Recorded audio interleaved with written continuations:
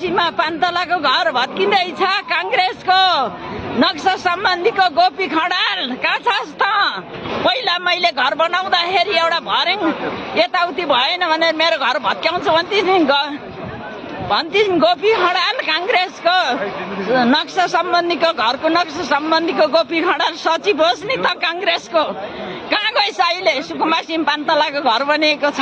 अनि एउटा विजय कुमार भन्ने नक्सल हेडक्वार्टरको विजय कुमार डेस्पी कहाँ छस्? एमालेको चोर होस् नि त। तेरीमा साला देखिस् तँलाई मुख छाड्ने दिन आज छाडी। नक्सल हेडक्वार्टरको विजय कुमार डेस्पी भनाउँदा कहाँ छस्?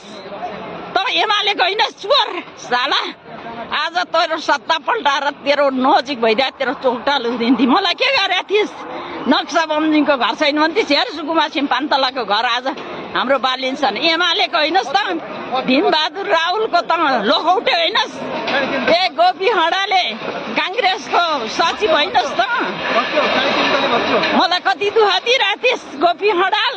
नक्सा सम्बन्धीको सचिव होस् त? तँलाई आज मेरो जग्गा लुटेर बसेका छस् गोपी खडाल। नक्सा सम्बन्धीको सचिव होस् त? हेर आज सुकुम्बासी भत्क्यो। विजय कुमार डेसी भनाउँदा नक्सल हेडक्वार्टरमा नक्सा हेडक्वार्टर जागिर खाएर विजय कुमार भनाउँदो डेस्पी थिइस् नि त? मेरो जग्गा लुटेर आएर छस् नि दलाड। हेर यहाँ आज हामीले 100 मान्छेलाई भोट हालेका थियौँ।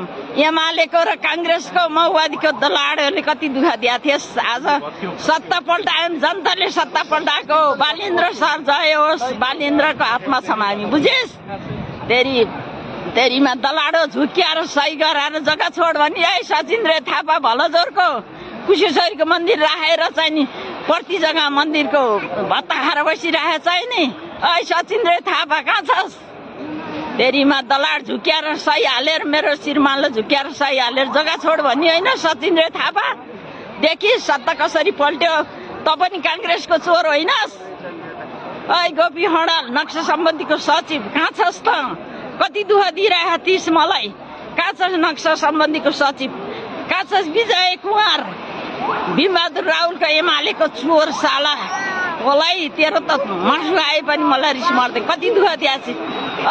सचिन्द्र थापा मेरो लौनीलाई झुक्क्याएर सही हालेर जग्गा छोड भन्ने कांग्रेसको होइनस् त?